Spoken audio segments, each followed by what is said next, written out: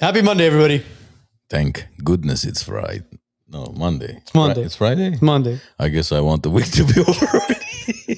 You know, it's crazy, man. As soon as the holidays come around, you don't know what's Monday, what's Friday, what's Saturday. You have a Christmas party one day. You have a holiday party on another one. You have a Hanukkah party on a different day. And all of a sudden, oh my God, it's New Year's. My favorite is right when November starts, everybody you talk to. Yeah, after the holidays. Dude, there's like 2 months till the holidays. We can still do business. We can still have a meeting. We're not going to sit around, twiddle our thumbs. Oh, it's in our industry, it's right after Halloween. You're done. After Halloween, everybody goes, it's like Halloween's, it's November 1st. Oh, you know what? Maybe after the holiday. It's like you realize like Thanksgiving's the last Thursday of November, right? Not the first Thursday of November. But hey, man, what can you do? It's we live in America. Everything is so fast paced where you don't know what day it is by the time it's the end of the year. But anyways, WiseNutsPodcast.com, guys. Check out our merch. Our Epstein Didn't Kill Himself is available as well. Surprisingly enough, I mean, yesterday was December 20th. We were supposed to see some documents, President Trump, but and we were either supposed to see documents or go into Venezuela. Is that yeah. Venezuela needs freedom. So what happened with that, buddy? We're gonna go give Venezuela freedom. Well, yesterday I was show them a little democracy. I was taught. Was it yesterday or liberty and democracy? Saturday night? We're at a friend's Christmas party. Bro. One of the guys who's so into this stuff is. I'm like, so what happened? I thought we're supposed to go attack Venezuela. He's like, attack what? Like, what is there? Oil. I'm like, yeah, we could send 4 Marines and that's it. What is there to attack? But we have a special guest with us. We want to have Edwin Sahakian kind of chime in on this as well. What are your thoughts about Venezuela, Ed? He's like, gee, I didn't sign up for this. Ed's gonna be flying us to Venezuela tomorrow, guys. But all jokes aside, thanks, Ed, for taking time out of your Monday to be with us. It's a pleasure to be you're a pilot, and we were having this argument off air. Pilot, flight instructor. We're like, so what are you? Are you a pilot or a flight instructor? You're like, in order to be a flight instructor, I have to be a pilot. It's like. I teach you how to drive, but I don't know how to drive myself.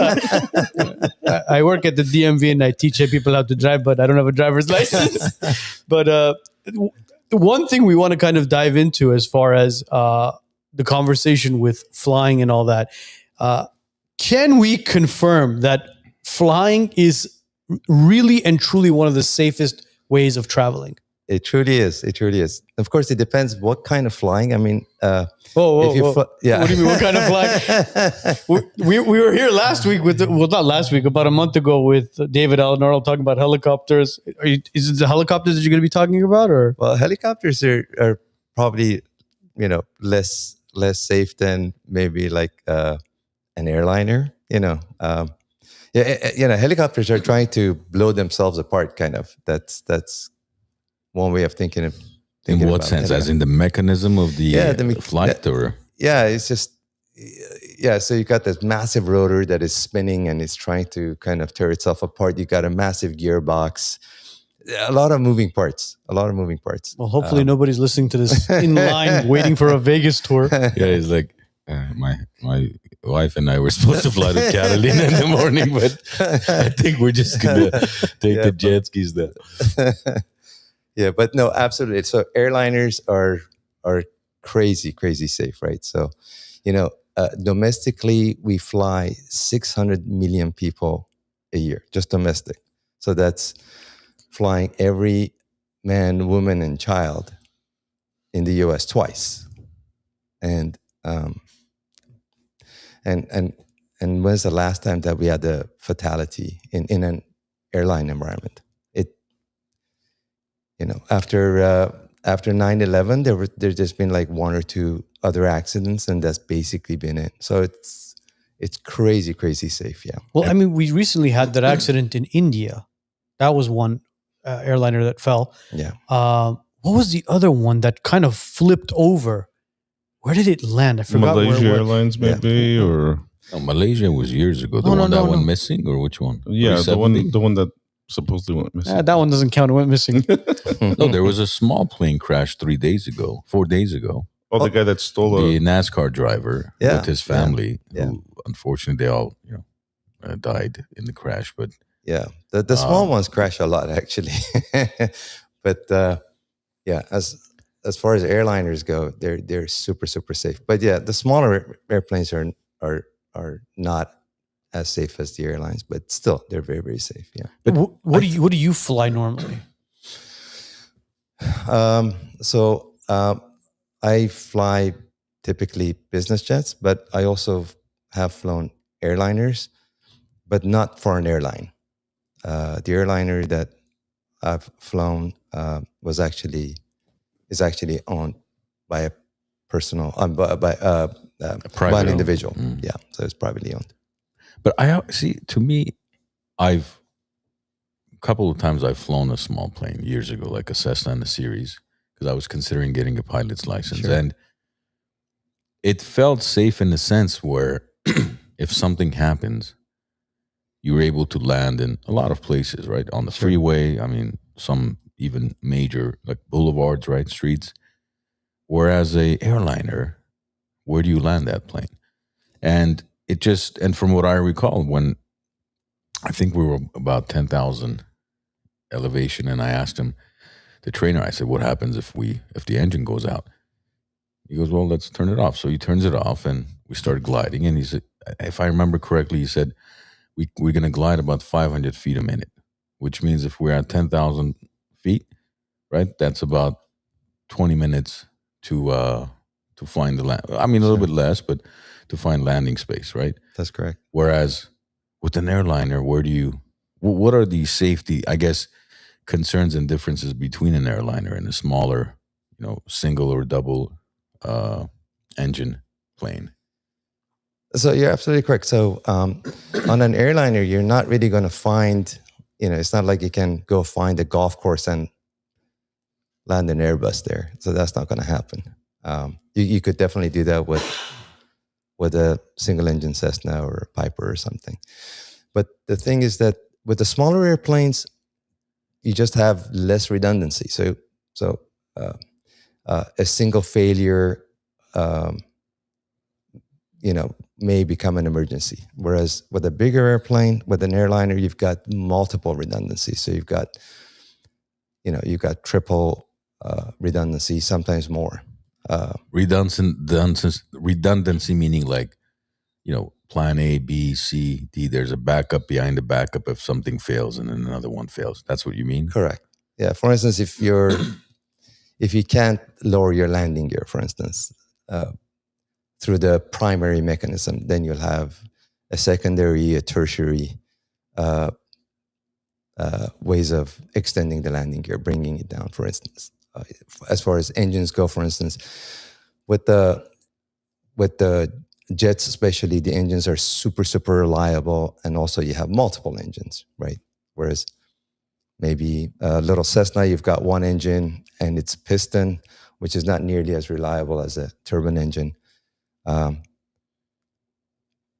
But the good thing about, like you said, about the small airplane is that you can land it anywhere just about.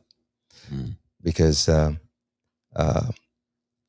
it's going so slow that it doesn't carry a lot of energy. So those little airplanes, when they crashed, I mean, quite often it's survivable, because as your speed goes up, not to get too technical, but as your speed goes up, the energy that you carry goes up by the square of your speed. So if you double your speed, the energy you carry becomes 4 times. If you go 3 times as fast, it goes up 9 times, and so forth. So with the faster airplanes, you're carrying a lot of energy. So, should, God forbid, something happen.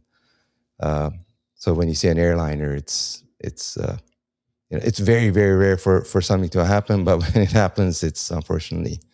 But even those airliners would glide, right? Absolutely. Yeah. Maybe a little bit more than 500 feet a minute, but right, because of the weight and size. Yeah. Absolutely. So the airplane flies not because it's got engines, because it's got it flies because it's got wings, right? So Lift. yeah, and then the wings generate lift, um, uh, and they can glide actually for long ways. And they've had actually, like, there's an Air Canada that there was a error between metric and imperial. They thought that they were loading kilograms of fuel, where in fact they were loading pounds of fuel. So there's a big difference, pounds, about half what a kilogram is, and they actually ran out of fuel. And they actually managed to glide the airplane down, and everybody survived, and the airplane was perfectly fine. They found an old abandoned runway that actually they had a Sunday bazaar. They got everybody out, and the airplane came and landed, and they were perfectly fine. So it does happen where airliners can actually find places to land as well. But like I said, the important thing to remember is that the airplanes fly not because they have engines, but because they have wings. Yeah. I think the most dangerous part of any sort of flight is the takeoff and the landing at this point. It is. That's other than that, when you're in the air. What's more dangerous though, takeoff or landing? Takeoffs are typically more accident prone than landing. Really? Yeah, don't tell my wife that. my favorite part when I was flying was landing. It was my favorite part at Venice. I would have figured landing is more, I guess, riskier than taking off. As far as flying goes, it's definitely more challenging to land than it is to take off. I mean, for takeoff, you just roll down the runway, and the airplane is designed to fly. So it basically just flies on its own. Just make sure you don't get off the runway. Yeah. So if you see the pilot in the bathroom, don't be alarmed. Everything is fine. Oh, geez. We noticed a lot of these flight patterns that take place. Now, this is something that we would love to have this conversation with you. Is it true that a pilot's or a flight map, or a pilot's map is based off of a flat Earth concept? No, actually, it depends on the type of navigation you have. We actually have one way of navigating, which is called inertial navigation. So you've got GPS that you can navigate. You've got ground antennas that we can navigate. But one way that we navigate is inertial, and that's based basically because the way it works is that it works because Earth is a sphere. I know. Is it though? What's that? Is it? Because we've asked that to many pilots over the years, and they just smile like as if they're hiding something. See, you're even smiling like maybe. I don't know. That is the Earth flat. Earth is definitely not flat. So I can vouch for that, because the airplane I fly actually flies really, really high, and you're more than welcome to come on time, and we'll get up to 51,000 feet, and that's where you'll actually start seeing Earth's curvature. So you'll actually see the Earth begin to curve, and the actual curvature shows fully. 51,000 feet? 51,000. You can go up that high, huh? Yeah. In an airliner. Not in an airliner. Airliners typically fly in mid-30s, but smaller, lighter jets can actually fly. I feel like higher. Ed's going to take us to 51,000 feet, show us the Earth being flat, and then push a button and eject us out of the chair. Now go tell the rest of the WiseNuts it's flat. So how would you go up that high? And what type of aircraft? It's got to be a high-performance airplane, but there are airplanes that are very high performance, and they can get up there. Because typically, I think from what I've read, private jets fly at a higher altitude than commercial. No, Correct.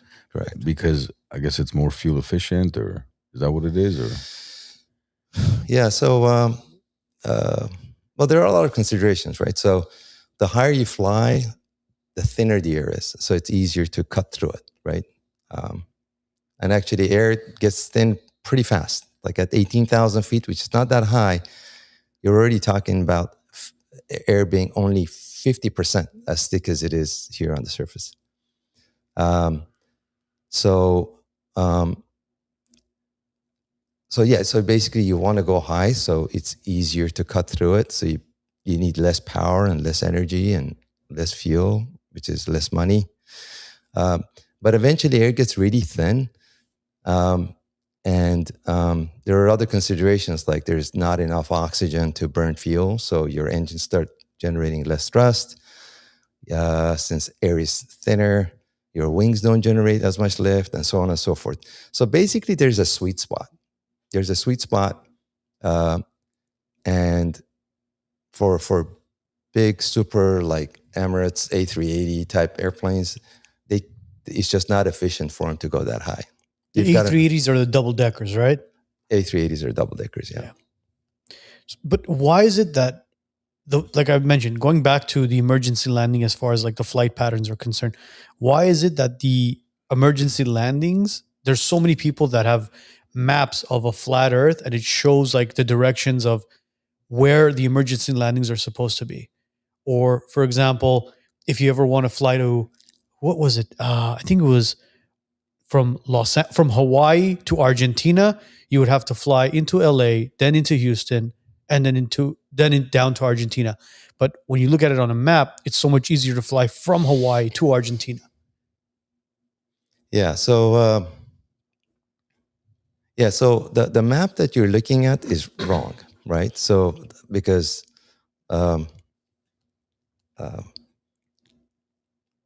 Earth is a sphere. So like if you look at a map, like going east to west, like going from LA to London looks really, really far.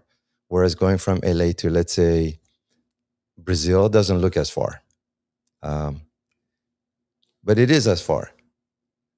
The reason is that the map is wrong. So because you take a sphere and you flatten it out, so it's like short but wide. But I guarantee you, if you go from North Pole to South Pole, it's exactly the same distance as if you were to fly halfway across the world, east to west on the equator. Guarantee you it's the same. And is it because also they've tried to, like the maps we have, or let's say when you buy a globe,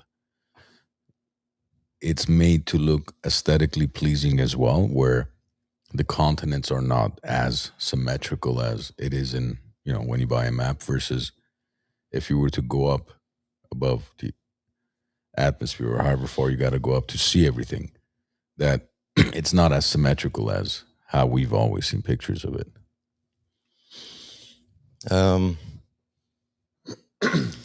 Well, so if you look at if you look at a map like if you look at Greenland looks really massive on a map, on a flat map. Looks almost as big as Australia. I can assure you Greenland is nowhere near as big as Australia, but because the map is wrong, and the farther north or farther south you go, the more wrong it is. It looks that way.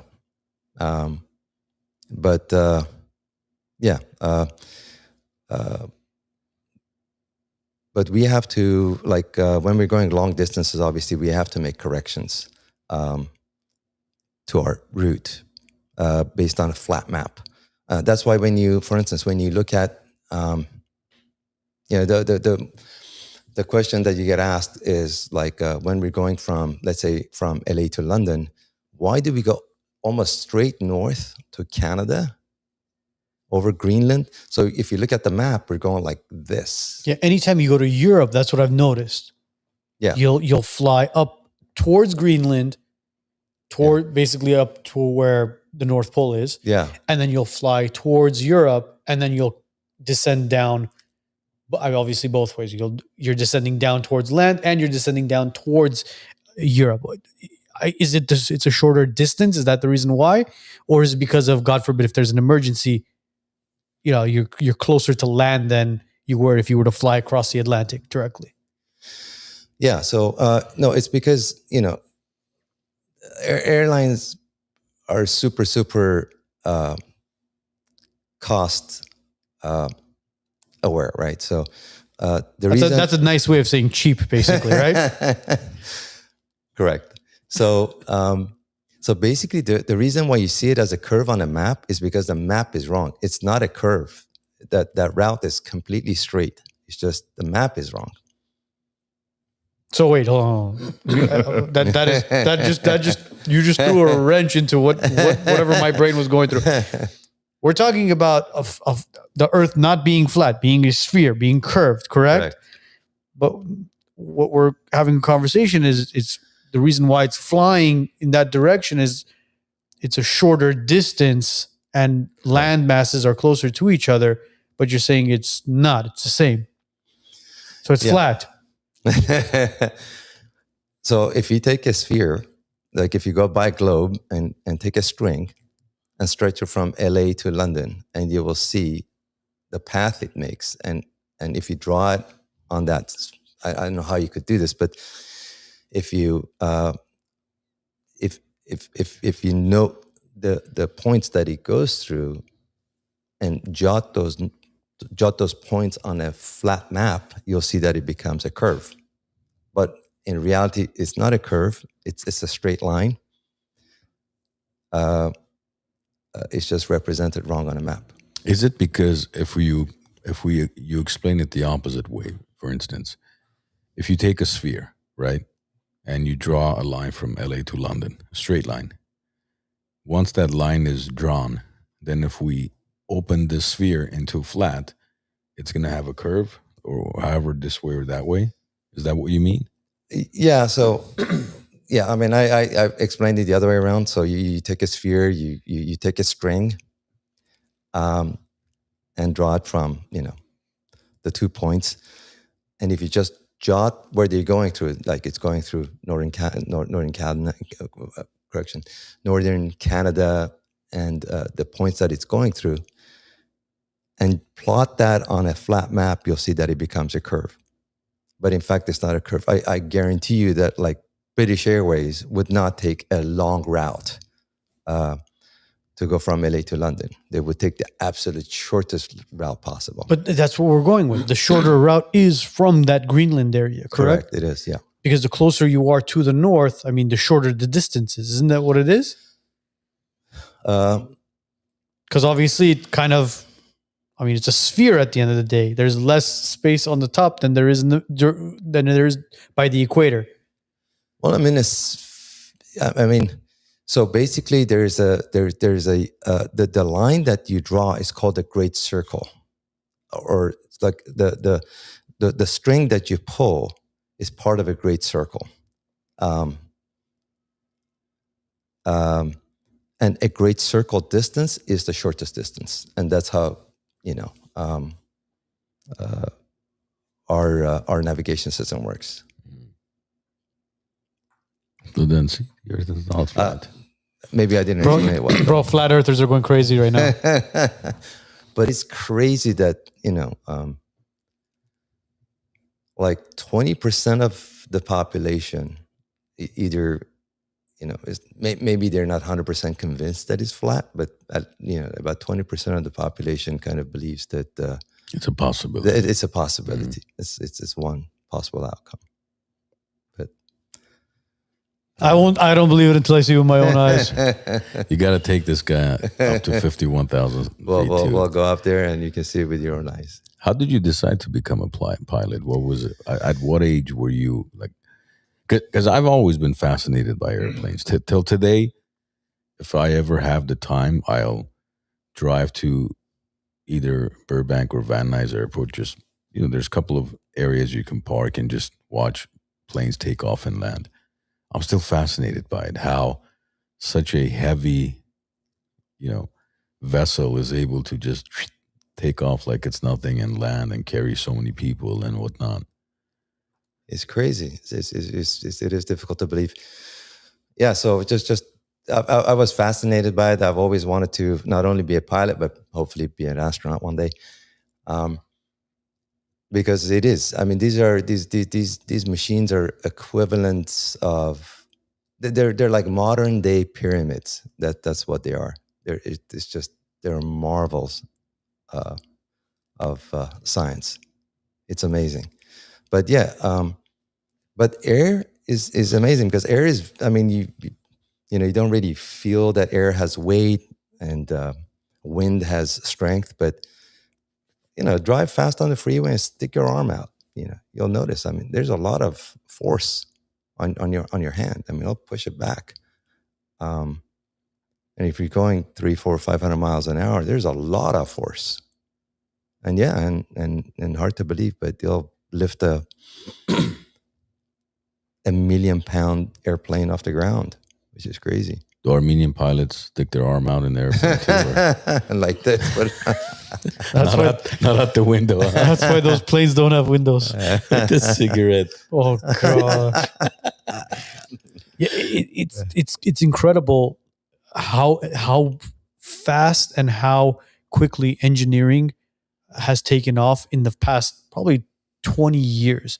Because 20 years ago, if you were to go back in time and say, hey, listen, they're going to build an airplane. It's a double decker. There's 2 levels on it. Upstairs there's going to be. What are you talking about? I've been in double decker 35 years ago. No, are you serious? Aeroflot had double deckers. Are you kidding me? Yeah. I thought it was like 20, 30 years ago. 20 years ago that those things. No, they've been around for a while. So a picture. Look when Concorde came out.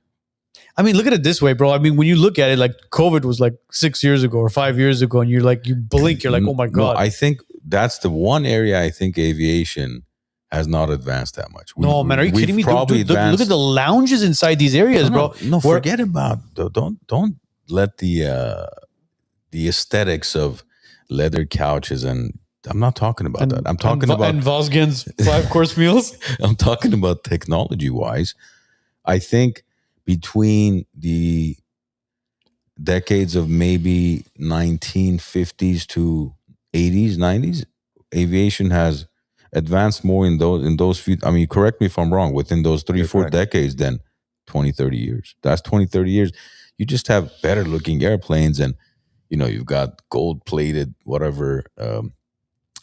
Faucets and I was leaning more towards the double deckers as far as Smaller being able seats. to Decker? smaller seats for sure, Joe. I mean, you got to cram as many people as you can inside those planes, but being able to transport more and more people inside of that vessel. And again, Concorde came out in 1976. Okay, when did the double deckers come out? That's what I'm curious about. And they retired in 2003, 22 years. And remember what the Concorde was, right? I mean, around 1,300 miles per hour. As Levick was saying, 20 years ago, we got the F-22 Raptor. The Ford Raptor? Or? I have no idea. Well, the Concorde was known for going the highest altitude. Correct me if I'm wrong. It was going the highest. It was known for going the highest altitude, and then it would literally cover way more distance. It would create a sonic boom. Is that right? Yes, the Concorde flew at over twice the speed of sound. Twice the speed of sound. Twice the speed of sound. And actually, Concorde would fly faster than Earth's rotation, if I'm not mistaken. Yeah. So, assuming that Earth is round. See, we're almost convinced here. Well, here you go. Airbus A380 double decker came out in 2007. So Yes, but prior to that, in 1953, the first French airline had the double decker. Well, in 1992, I've sat in a double decker when I went back to Armenia. that's crazy, bro. I didn't know that. Yeah, Aeroflot. I think some for And some they were smoking in the airplane. I swear they had a smoking section with just like a little curtain, as if that was supposed. And I was 12 years old. I'm trying to walk to the toilet. When you stand up, it's just all smoke. Did they stop the smoking after 9/11? No, it was. Was it prior to 9/11? Quite a bit before 9/11. That's crazy, man. Yeah, For us, for me at least, if I were to ever see anybody light up a cigarette inside of a plane, I'd freak out. You'd be like, "What? This is not normal." Well, it still says no smoking. I mean, right? No smoking in Well, at least they got rid of the ashtrays. Yeah, like as if somebody's gonna be like, you know what? I just had some pretzels. I need to smoke this one out. These peanuts were really salty. I gotta light one up really quickly. Digest it. Yeah. Or again, Vosgen 7-course meal. You got to make sure you. Vosgen flies like VIP class, not like us. We fly cargo class. Well, what is your favorite airline to fly with internationally? International. Oh, Emirates is really, really nice. It depends where you want to go, right? So I mean, Emirates is awesome. I love Emirates.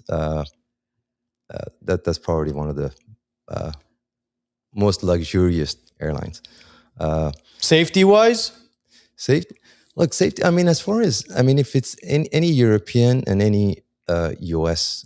carrier is super, super safe. except Super. Spirit. No, my Spirit's very safe too. Absolutely, that's why they're half the price.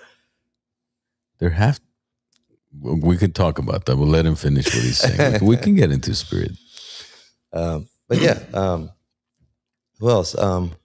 Air France is not bad. Singapore, no, I think. Singapore is another really good one. But of course, that if you're going to Asia, Yeah. So. But I like Delta. Delta is, as far as domestic goes, Delta is the absolute best. And I've done a lot of training at Delta. Delta has got a fantastic training center, and great. They maintain their aircraft really, really well. So it's. Have you noticed any changes as far as the quality of pilots that are being hired by these airliners ever since this new DEI movement? Or is that just a lot of rumor? Movement. DEI, which is the diversity, equality, equity. the diversity equity, where they're trying to hire people just, like, okay, you're Armenian, Hispanic, whatever, Right. you're gay, you're lesbian, or, you're not the majority. Come on, you're hired as a pilot versus You have a driver's license. Come on in. versus before, anytime you knocked on the cockpit, it was an old white guy with a mustache, right? Yeah. Hello, Captain. now it could be blue-haired, earrings and nose ring.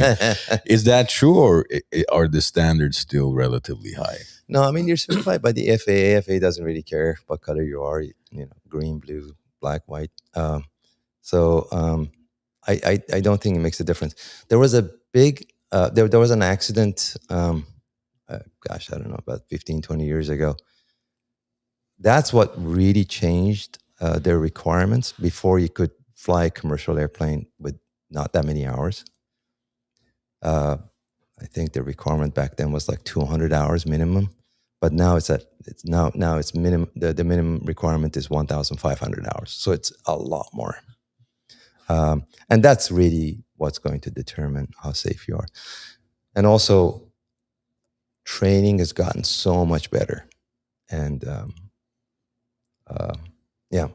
You yourself are certified to fly how many planes, and how often do you have to train to maintain those certifications? I'm certified to fly 10. It's actually 10 jets that I'm certified on. I can only currently fly 2 of them, actually 3 of them. That's it. Because you haven't maintained the other Because side. I haven't maintained the what we call a currency. So I'm not current on the other 7. Like continuing education, basically. Yeah, yeah. So you have to go and get retrained and stuff. So, and I could do that, but it's just expensive. So, And if you're not going to fly it, why? and you're not going right? to fly it, well, you know. So, what are the 3 that you're currently up to date on? So I'm current on 2 different kinds of business jets. They're called Citations, and I'm current on Boeing 757. Also, the one of the bigger ones. Yeah, that's a big one. Yeah. Like, for instance, you're not allowed to fly, let's say, Gulfstream at G6, G whatever. You're not certified, even though you can fly what's the one you said, sir? Citation. Citation. Correct. Yeah, you have to be. So with turbine airplanes, you have to get certified in that specific make and model. Specific make and model, not make, but model. How many makes and models are there? Hundreds. And you have to be certified whichever one you want to fly, you have to be certified. Yeah. It's a long certification process, or like a 1-week program? What is? But if you're already a pilot and you're flying jets, it's probably to get recertified. To get certified on a new type, probably takes 6 weeks. And of course, that's if you pass all your exams and tests and everything. But they don't. If you have a pilot on that works for Southwest Airlines. He flies a 737, and that's all he flies. Yeah. He'll fly a 737, Boeing 737, his entire career almost. So it's a big deal to go from one aircraft type to another. Imagine if we had that qualification in driving cars. You're like, bro, you took the words right out of my mouth. I was like, I'm driving a BMW 5 Series. Well, fantastic. 6 weeks of training. But I want to upgrade it to a, I don't know, maybe a Toyota Camry or downgrade. Upgrade it to a Toyota. What the hell is going on? Hey, look, these days Toyota Camrys are pretty luxurious. You're living in the twilight zone, brother. And all right, buddy, 6 weeks of certification before we give you that lease on the brand new Camry. Huh? You know what? I guarantee you there would be less and less accidents.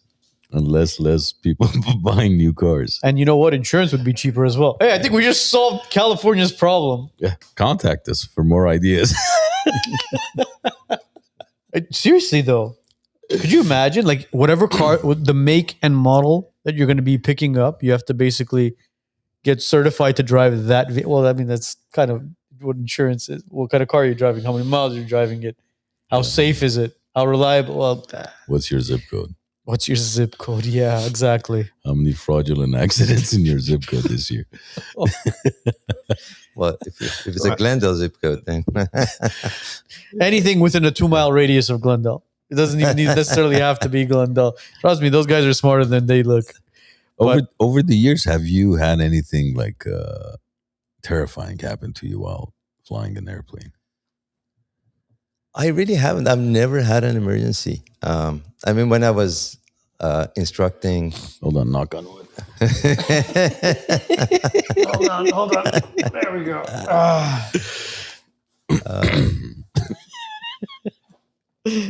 Go ahead. so when I was instructing, primary students, guys that are just starting, that's their very first like private pilot, whatever. Yeah, those guys were trying to kill me all the time. Yeah. In what sense? Like just Shutting off the engine halfway through. Yeah, it was like doing, just getting too slow, close to a stall, or coming at the wrong angle to land, taking off at the wrong angle, Putting in half the fuel. Yeah, just a lot of that was. Just to mess with you, basically. Well, I mean, they weren't intentionally doing it. They just don't know. They're just learning, right? So, I mean, these were trainees. These were trainees. Yeah. Oh, no. We're talking more about for you. Like As far as me, I mean, I've had some situations in weather and so forth, but it's never been an emergency. Honestly, I've never had an emergency. I've never declared Mayday, Mayday, Mayday. I've never done that. Not once in my career. because there is a good percentage. I mean, maybe 10, 20% of the population out there who are still afraid of flying because the turbulence scares them, the fear of not being in control, right? You're not at the wheel. Just being 30, 35,000 feet up, free falling, or whatever the situation is, thunderstorms and all these things that can go wrong. I think it's more turbulence over anything else. Well, turbulence is what you feel most of the time, experience, but most people don't know. They think the plane is about to fall off, fall off the air. But when you look at the wings, and somehow I always end up sitting right next to the wing, I mean, that thing could handle like a bounce, It's so, even just the cabinetry, everything is so flexible. Nothing is bolted. Everything seems to be loose where there's room to, move. Yes. It has to shake. If it doesn't shake, that's a problem. Yeah. Yeah, it's designed to handle turbulence. It's designed to handle all that. Like the Airbus we were in when we were flying to Germany, I mean, it's a massive plane, double decker. You have Guys infatuated. You have I know, bro. I love those double deckers. It's not a cheeseburger. Two cheeses, onions, grilled on mustard. But you have two engines on each side, and that wing is massive. Because like when you sit in, like for example, a Southwest Airlines plane, where obviously it's a smaller aircraft, and you feel the turbulence, like when you're going through wind. But on those, I'm looking at the wing outside. It's shaking like crazy. With the two engines hanging, it's Yeah, like just but in the cabinet itself, it was very, very comfortable. Yeah. Like very minimal turbulence. Is that by design as far as like the larger plane is able to withstand the turbulence? Yeah, so you have more inertia. So it's just more it's more difficult to move it around to, I mean, turbulence has less effect on it because, I mean, it's a bigger mass. It was that a Lufthansa you were on? That was Yes. that was an Airbus A380. Yeah, so that I think the Airbus A380 weighs 1,200,000 pounds, which is That thing insane. off the ground. It's Wow. 737 weighs 150,000 pounds, 130,000 pounds. So It's about 10x. Huh? yeah, so it's about 10x. Because look, it was my first time on one of those. I've And never been on the So- A380. So when it was getting ready to take off, it took a while for it to take off. Oh, yeah, because it yeah. needs. Look, we 5 mile. it's just going and going and going. And I'm like, all right, any minute now. Any minute now. We're in Arizona. Yeah, I'm already. like any minute now. And then when it got up, like you felt the energy. You felt the power of that plane push off the ground. That's crazy. Yeah. It was just another level of energy. And look, we've flown everywhere, right? Including obviously with you guys. It's Well, those planes, I've never been in an A380, but there's a big difference between, like you said, the Southwest or just flying to Europe with, I don't know, those are what, 747s or 747s, Yeah. 777s. or 777s are very 777s, popular now. Yeah. But what can you explain to us as far as how turbulence works to debunk the theory or the fear of, turbulence means the plane is going to fall off the sky? It's because, it just can't handle, because sometimes, you'll get jerked down a little bit, maybe, Sure. I don't know how many feet that is, 30 feet or 50 feet, whatever that amount is, but you'll feel it. You'll feel the rush sometimes, but it's still, if you understand how turbulence works, there's really nothing to fear, but a lot of people are afraid of that. Yeah, turbulence scares. As a pilot, it's not turbulence that. I mean, I don't like turbulence because it bothers my passengers, and typically, if it's really smooth, I get credit for it. Oh, you're such a great pilot! You're the best. And it's like, well, you and can if it's thank God for no clouds that day. But turbulence doesn't really. It's not really scary for a pilot. What concerns me a lot more is if I were to land when the clouds are really low. I mean, imagine you're doing 200 miles an hour, and I can't see where I'm going. I'm completely reliant on my instruments, and so that's an attention getter. Or even Or- windy landings. Yeah, windy landings. If the wind is from the side, if you have a crosswind, that's challenging. That's for sure. Yeah, because then you can't come in straight. Then you have to actually come in sideways. We call that crabbing. Like a crab, you go sideways. You land sideways, huh? Well, you can't land sideways, but you can't really go Yeah, straight, right? you're Because- drifting on the runway. Hey, my teacher told me there's no such thing as a stupid question, okay? Yeah, Edwin's playing the Tokyo Drift music as he's landing. Toot, toot, toot, toot, toot, toot. But look, Levik has a question. He's saying the Cessnas, as far as landing on Catalina Island with such a short runway, how difficult of a landing is that? Catalina Island has got a weird runway. It's a short runway, and it's got a hump. So when you're coming into land, when you get really close to the ground, it feels like the runway is going to end at half the distance, which it actually will end. And there's a 2,000-foot cliff on the other side. So, so that's attention grabbing. So it's disconcerting for sure. Yeah. Sorry, no, continue. I apologize. So that's kind of the thing about the landing in Catalina, and it is a short runway. Yeah. So you're not going to go there in a big airplane or anything. So There's actually, I remember on YouTube years ago watching, and I don't know if it was just a documentary or whatever it was, but just showing the shortest runways around the world. How some of them, I mean, you literally had like 10 feet of kind of error, margin of error, and then you're going over the cliff. And only specific pilots were able to land in some of those landing strips. Those And airports. Burbank is one of them, by the way. Burbank is one of the shortest, has one of the shortest runways that is the second shortest runway that Southwest Airlines lands on. It's only 5,800 feet long. And if you remember years ago, it actually, there was a runway overrun. So it actually, the aircraft actually departed the runway, ended up on Hollywood Way, went through the fence and so forth. So it's a very short landing runway. or taking off? Landing. Landing, yeah. I would hope not take off during on Hollywood yeah. Way. Yeah, it almost hit the I don't gas think station. he took off. It almost hit the gas station, actually. Yeah, yeah. that's precisely right. Yeah, we were taking off and we hit Hollywood Way. But if those fighter jets are able to land on a Navy ship, I mean, it's got a few hundred feet, if that. Yeah, with- but they with those have that brakes. giant cord that kind of pulls them in as well, doesn't it? Yeah. So why can't we put those cords and just... Have you ever been in a fighter jet?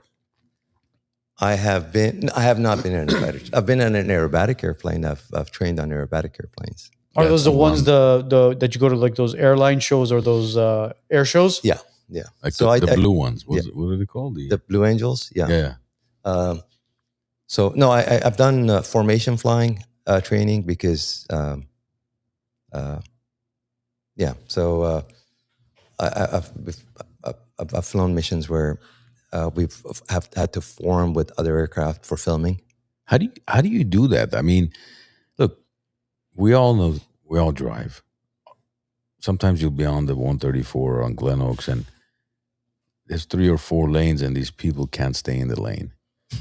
How do these airplanes at that speed, there's no lanes, you have no walls, nothing to like keep your, what is that called? Like your center of focus or whatever it's called. You just, there's air and then clouds and mountains and you're supposed to keep that 12 feet distance and do maneuvers. How do you guys keep? So So you definitely have to get formation flying training. So obviously they in the military that's all they do. They're always flying in formations. If you're a fighter, for the fighters, that is anyway. But you train for it. And then they get pretty close. You get within 5 feet of each other, which is really weird. So the 5 feet is like, it's nothing. like you and I. Yeah. That's insane. Yeah. I wouldn't feel safe driving Yeah. next to most people at 5 feet distance. Yeah. but fighter pilots do that all day long. I think it takes a different caliber of skill to be able to fly those planes. Those fighter pilots and those pilots that do those air shows. I mean, that's another level. Yeah. No, they're good pilots for sure, but it's not as hard as these people are human beings. They're not. they're not. Yeah. Edwin, I have a question for you. Yes, how many hours would you say you fly a month? There's a question on top of that as well. So a follow up. Right now, maybe 40 hours a week. 40 hours a month. Okay, so from those 40 hours a month, I'm sure we see it in the air all the time. Would you have any idea what they're spraying on us right now? What they're spraying on us? Do you see the lines that are out there? Besides, not the contrails. The contrails are very short, right? The water vapor burns out. But what, like for example, today, if you were to look up in the sky, it was a clear day originally, and then all of a sudden you see those lines, and those lines expand, and they become the clouds that you're seeing now. Have you noticed that, or? Not really. I mean, you haven't? No, I mean, you see contrails, like I said, and contrails can actually expand quite a bit. And then, like I said, contrail stands for condensation trail. Right. So it's water. What people don't realize is And you'll see it coming out of the exhaust of your car, water comes out. That's a byproduct of combustion. So for every gallon of fuel that you burn, you'll basically produce about a gallon of water. Because what I'm talking about right now is not specific contrails. They've actually admitted to this already. Before they were denying it entirely, but now they're actually admitting to it that they are releasing, I guess, something geoengineering. Now it's not. The word, what they call it, chemtrails is considered. It's considered, yeah, but it's considered conspiracy. But once you turn around and say geoengineering, all of a sudden it's normal. So, like, for example, today, I mean, we all look up. Did you guys not see that today, or I haven't had a chance to look up today, or yesterday? I've noticed the last few days, and ironically, we were talking about this Saturday night. Like, I think what was it, Thursday, Friday, and maybe even Saturday, we had heavy fog in Burbank. Oh, same here in Glendale. And I mean, you couldn't see like 10 feet ahead of you. Yeah. And some of the guys were like, and it had a weird chemical odor to it. And some of them were claiming, well, something was sprayed prior to that. And then there was all this mist and fog. So there's something going on. I mean, you can see you can see it. I mean, they used to, I think, spray, if I'm not mistaken, during Vietnam War. They used to seed the air, so to basically generate clouds and generate rain, so that the fields would become muddy and they wouldn't be able to fight as well, because it just makes moving difficult.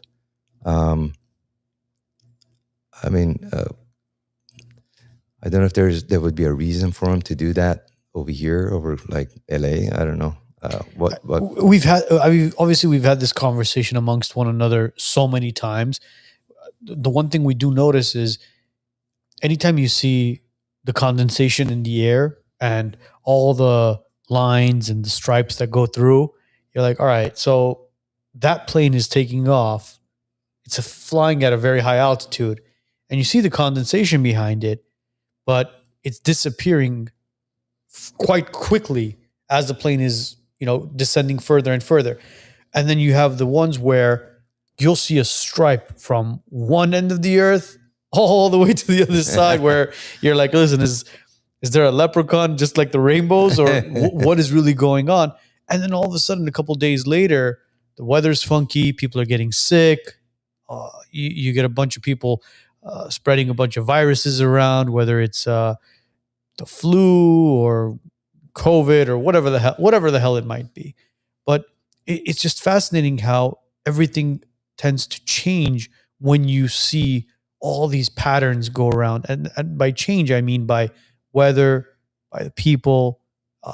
Like, Joe, can you pull up a photo really quickly? Yeah, absolutely. Let me share the screen for a second, and then see, like this is what we mean. Hold on, give me 1 second. Yeah, when people talk about condensation and all that stuff, the one thing that we want to kind of understand is this condensation, or is this more of spraying? Yeah. So here, for example, this like this right here, the condensation disappears. Well, I mean, you got to remember. Yeah, go ahead. Sorry, I'm sorry. So it's condensation, but it turns into water ice very, very quickly, right? Because temperature at altitude is around 35,000 feet. It's around -50. So it's very, very cold. Like vodka freezes at -17. Okay. So vodka would turn into ice at -17. At that altitude, the temperature is -50. So it's really cold. So right after combustion, the combustion generates water. It's in steam form because obviously it's hot exhaust coming out of the engine. It freezes very quickly. But if you look at it, you'll see like the airplane, and you'll see the contrail is a little bit farther behind because it takes time for that hot gas to turn into ice. And based on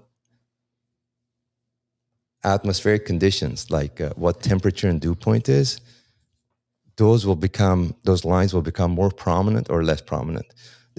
and you can actually, contrails are actually pretty difficult to produce typically. Joe, can you find a photo of the contrails, but showing the land as well? Because I know what you pulled up was basically just the sky. Yeah. Because what I want to talk to Ed about is how spread out it is. Like as I mentioned, like when you see a plane take off and you see the condensation behind it, it's slowly disappearing as the plane is taking off, regardless of when it is, whether it's in the month of December or January, February, and Not taking off, or no? well, in the sky. Well, I mean, it looks like it's still, climbing. That's the only reason why I say it. Mhm. But like now, it's like, all right, if it's that cold and it's freezing, why is it spread out that wide? And why is it staying in the air for that long of a period? I mean, we're not talking about like minutes. We're talking about like hours. Like you'll if not days. I mean, I don't pay attention to it as much as Joe does, but like you see it in the morning. By the afternoon, it's still up there. That same trail is still up there. Well, just to add to that, Arno, before we get back to Edwin, if you notice, there's even gaps in between. So like it shoots and then it stops and then it shoots again. And then that's why I would want to see. I would want to kind of see a photo of it. I'll provide that. But to continue to that is, for example, there's another plane at the same altitude and it does not have a contrail. And I know I'm noticing the difference. And I mean, I went through pilot training and whatnot, obviously not on jets, but I mean, my eyes are always on the sky. And I could tell you right now, at a lower altitude, you're seeing those trails, and you're not seeing it at a higher altitude. Yeah, so contrails, you can generally only generate them within a band of about 5,000 feet. Right. So, and we're talking about fighter planes. Fighter planes, so when they fly in formation, that's one of the duties of the guy in your wingman, is to check to see if you're generating contrails, because that's an easy way of spotting you, right? I mean, if you're fighting, if you're in a dogfight, or if you're creating this big fat contrail, it's pretty easy to spot where you are, So you don't want to be generating contrails, and that's one of the jobs of your wingman, to tell you that, okay, we're generating contrails. We need to either climb or descend, and it's typically just a 5,000 foot band. Yeah, but it's really based on how much water the air has at that time, which is called, like your relative humidity, right? So, if the air has a lot of water in it, you'll have fog, and that's basically what that is. So you're creating clouds, you're creating fog. So you think there's no chemtrails up there at all? I don't think it's a chemtrail. Yeah, I see myself. When I'm flying, sometimes when the conditions are right and we're generating contrails, I see the shadow on the ground. And then when we change altitude, they'll go away. I mean, we don't care in the civilian world. We don't care that we're generating contrails. Yeah, I mean, look at. Except he's. No, we're not looking at. We're not claiming that the airliners carry it. These are specific planes owned by the government that are spraying these. It's not.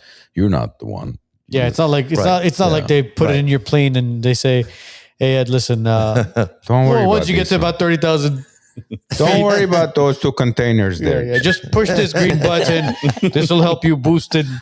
And it's like Super Mario Boost. Yeah, this is the mushroom for the airplane. Just push this button and don't worry about the shadow it's casting. just go, man. Just keep flying straight. Get these people to a safe place. No. Look, it's a conspiracy theory that a lot of people talk about.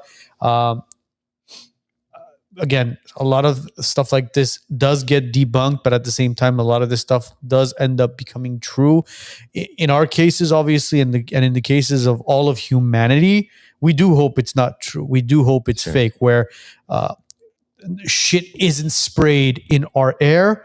Because at the end of the day, when you look at it, you're like, all right, if something is being sprayed in the air, that means whoever is the organizer of the chemicals that are being distributed amongst all of us, them, their family, their loved ones are not immune to that crap either.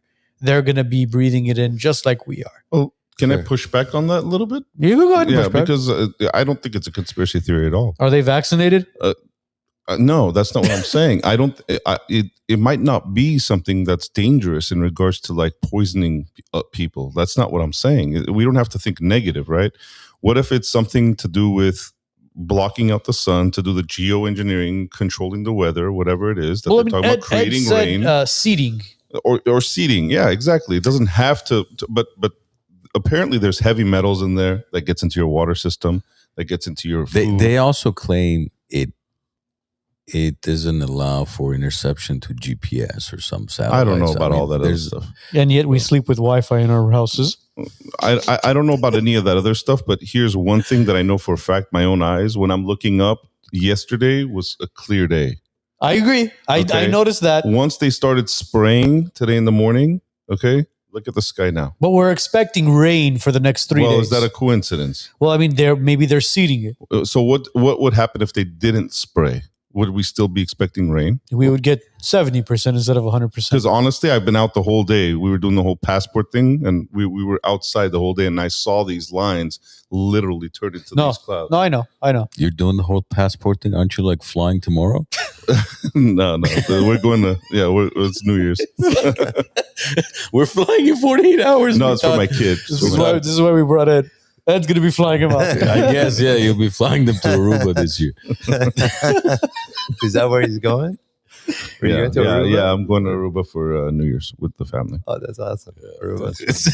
But that reminds me of our Exuma story where we were supposed to fly to Exuma in Jamaica. Okay. No, not Jamaica, Bahamas.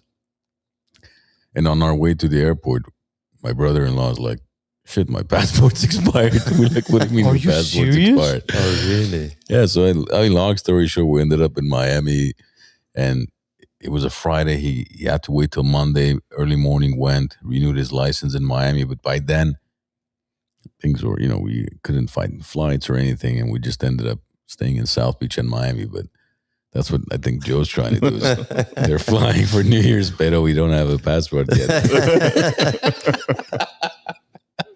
Mini Super Chat received. Someone's testing the waters. What is Arno saying? So, 20 years ago, we saw a Boeing carrying a Shuttle. shuttle. So, why charge me $200 for a small carry-on due to weight Well, purposes? hold on. How much do you weigh, Arno de Capo? I'm curious. Oof. That's funny. George Carlin had a skit years ago. He's like, one day we were gonna fly in this small little plane, like like a 20 passenger plane, and they're lined up near the tarmac to get on the plane. And I guess the pilot was asking everybody's weight, and as the pilot gets to him, the lady in front of him is a heavy-set woman, but she's like, well, what's your weight? She goes, well, 120. He's like, because of this lady lying to the pilot, I had to increase my weight by 120 pounds to balance out. I think that's what Arno de Capo was concerned about. Dude, but believe it or not, recently when flying out, if your suitcases have been a pound or even 2 pounds overweight, they've been fine.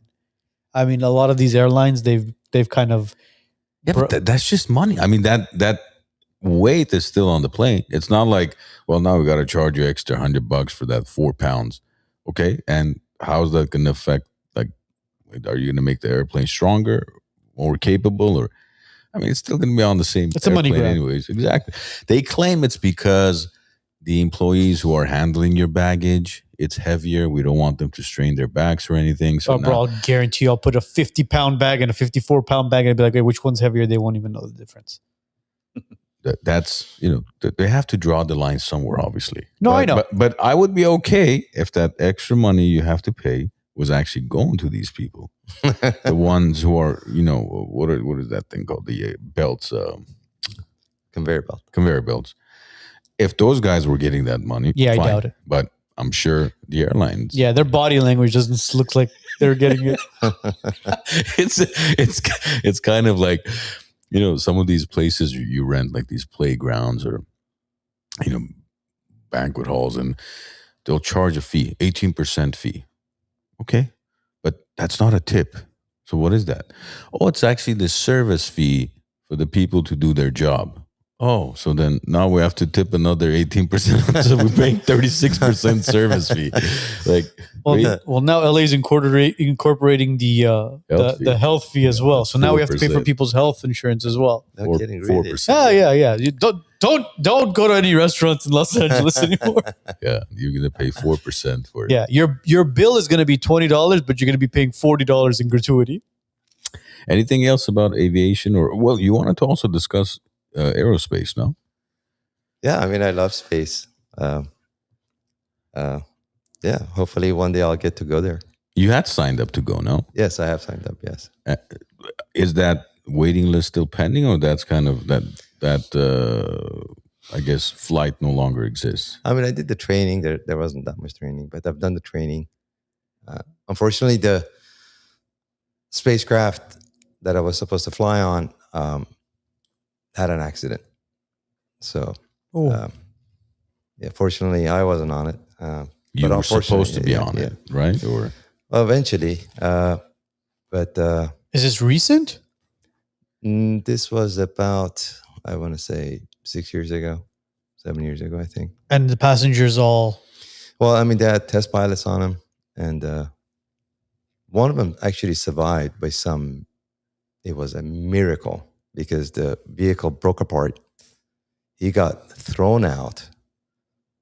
So, I mean, it was amazing because the vehicle broke apart and somehow his seat got thrown out of the spaceship and his parachute deployed.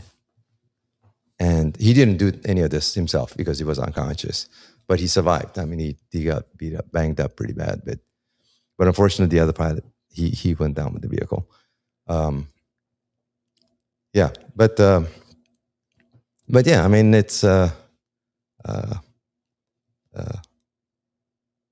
It's a dream. Yeah, I mean, it's I would it's a love dream of yours, it's a basically. dream of mine. Yeah. what is it about space that you're so fascinated by? I mean, I I can't think of anything more exciting to do than go to space. I don't know. Can you? look, to me, see, that's the thing, because I remember when I was in my teens, I wanted to get a pilot's license.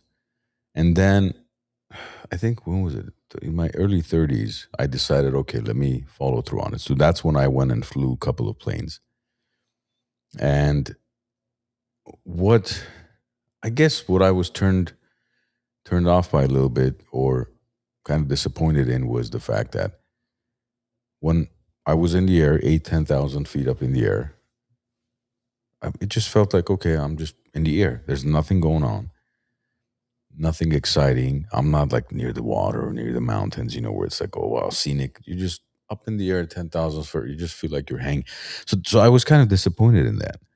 And to me, space would be like, yeah, I love the stars and all that. I mean, when we go, rare occasion, we go camping or anything, or we go to Joshua Tree or somewhere where there aren't very many city lights, the stars seem like the galaxy, everything just, at an arm's reach, right? Sure.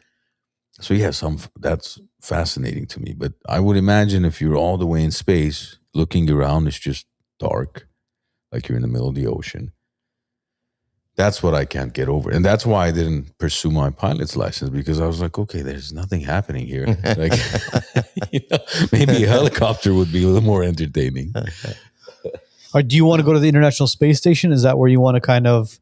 I would love to go to to the ISS, International Space Station. But even more so to go to a heavenly body, go to the moon or to Mars. Well, I mean, we've never been to the moon. So, I mean, how would you go to the moon? Do you really think we've been to the moon? I don't know. I have a friend that went to the moon. You had a friend that went to the moon? Yes. Was it at Warner Brothers or Universal Studios? Paramount. Paramount? Yeah. was at Walt Disney. I think Edwin wasn't expecting this. He's like, he thought he's coming on the WiseNuts. You really think we went to the moon in the 1970s? I 100% believe that we went to the moon. That paper mache piece of crap flew to the moon and then basically took off and then came back to Earth? Yes, it did. So Neil Armstrong, Buzz Aldrin landed on the moon and walked on the moon. Correct. Wow, that's a bold statement. I don't think You don't believe there's no way we went on that.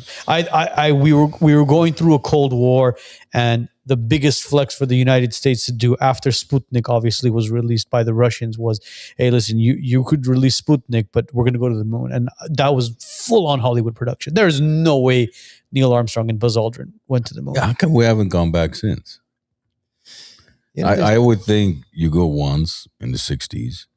It's been, 60 years almost. Should be easier to go back again. You're like, hey, why not? Right? Well, it's very expensive, and there's no economical reason to go there. There is scientific, and it's just scientific, and you've already been there. It's kind of like climbing Mount Everest. You've climbed it. Yeah, but multiple people have gone to Mount Everest. Thousands and tens of thousands of people. I would think that maybe Jeff Bezos doesn't have enough money to say, you know what, I want to go to the moon. Well, but why do you believe we didn't go to the moon? Because it was difficult. I don't think we're capable of going to the moon. I really truly don't think that the that's surrounding the planet will allow us to go to the moon. There's definitely radiation. I agree. But I've heard from NASA scientists over the years that I've talked to in the past 20 or so years, the radiation on the moon, a human being cannot, no matter what type of suit you're wearing, if you could even be wearing one of those COVID masks, and you still can't reach the moon. You would die before getting there. It's not that powerful. It's not good to be in it for sure for a long time. But so before we went to the moon, there were multiple programs. There was the Mercury program that we sent people up into space and came back, and they orbited. Alan Shepard and John Glenn. I think orbiting, yes, going around our planet as far as just like a satellite, yes, but there is a certain threshold that I truly don't think we can pass. So how far do you think the moon is? 420 something thousand miles, I think, something like that. It's about 250,000 miles. So you're not that far off. Yeah, but 250,000 miles isn't that far.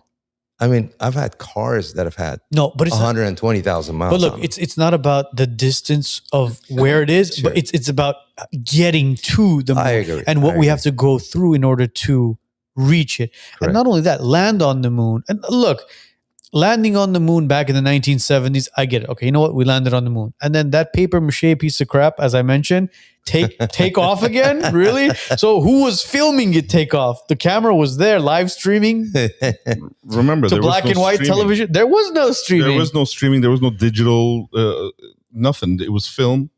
What else was there?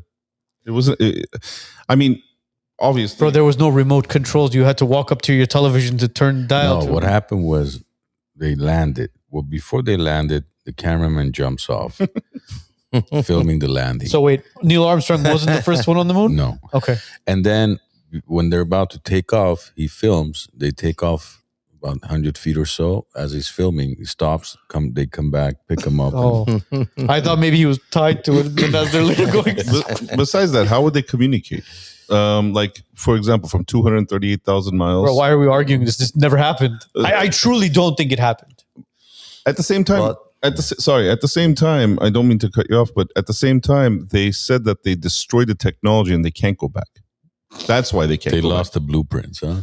Okay, Yeah. Back to the Future. Well, I'm serious. What do you think? That's the claim. The rocket that took him up there, it was the Saturn V, and they built more than one. They actually built spare rockets, and there is a fully functional Saturn V in Kennedy Space Center right now. Joe, can we pull up a picture of Saturn V to see what it looks like? Sure. Do you want me to just share the screen? Yeah. Go Share that the way? screen. Share the Okay. screen as we're having a conversation, basically, about because I'm curious to see what that Saturn V looks like. Sure. Let's go to it real quick. 239,000 miles away. So Saturn V. 5. Is it number 5? Sure. Rocket? Yeah. Awesome. So that's what it looks like. Go to images real quick. Or just yeah. go to Google Images real quick. I just want to see. The only thing is share this tab instead. Here it is. This is the Saturn V. Yep. And actually now it's indoors. It was out there. It was kind of rotting. Yeah, there it is. There's. So this took off to the moon, and then what was it that landed on the moon? What was that thing called? That was a lunar lander. Okay, so the lunar lander, and the lunar lander took off and came back to Earth after. Well, part of it. Actually, the only part that came back was the very, very tip, which is very, very small. If you go to Smithsonian's there, it's very small. Well, yeah, because at some point, that bottom, the flame, that part releases, and then the top portion reaches. Sure. Yeah. But then, do you build that back and fly back? How do you come back? No, you throw it away. That's the problem. That's why it's so expensive to go to space, because up to recently, until SpaceX built Falcon 9, which is partially reusable.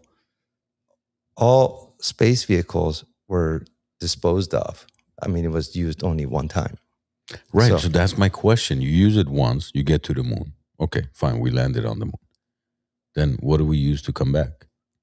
Well, I mean, a portion of it comes back, but smaller and smaller portions come back. Because going to space, you kind of have to, you have to cheat. You can't build like an airplane kind of a thing and just go to space and bring the whole thing back. It's very, very difficult.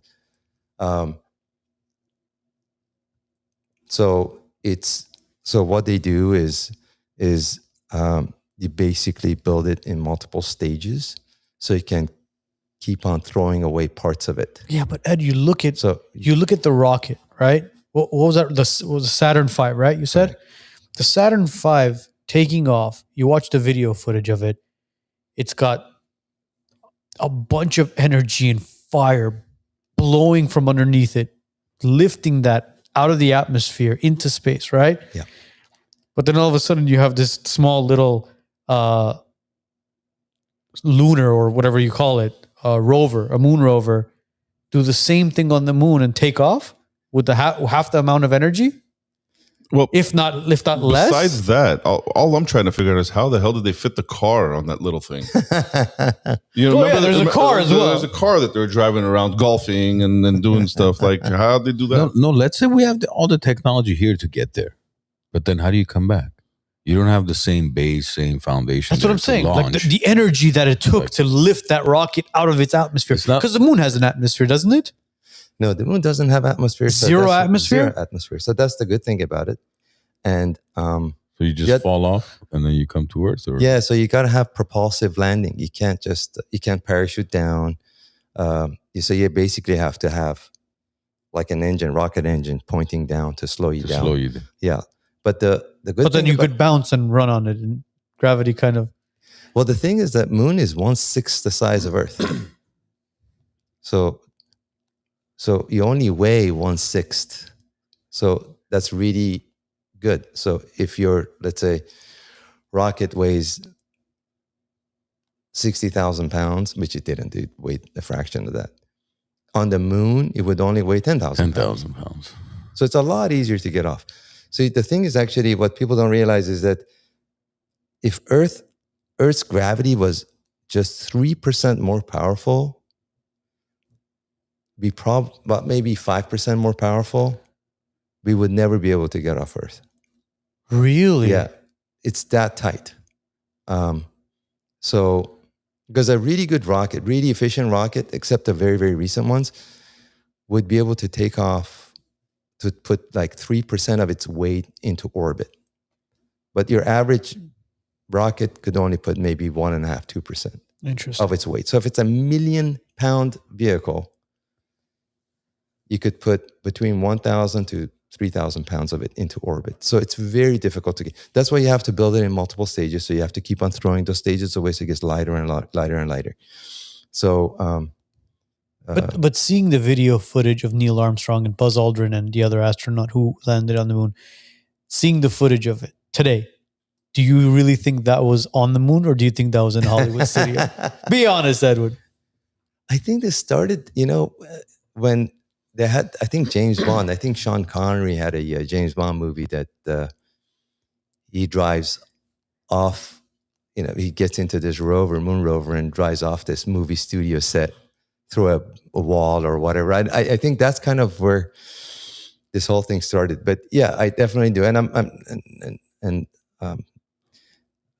so I've known some of these people personally, and I can guarantee you that, they went. And if you think about it, about 400,000 people worked on the moon rocket. That's a lot of people to keep a secret. That's a lot of people to keep a secret and take it to their grave. How many people again? 400,000 people worked on the rocket. Worked on the rocket, on the Apollo mission. But they don't need to know. I mean, the rocket still can take off, and the only ones that need to know are, Buzz Aldrin and Neil Armstrong. Lance Armstrong with the bicycle. Yeah, the guy with one testicle. But those are the guys, right? One of those two that you're friends with. Sure. Yes. Right? Yeah, okay.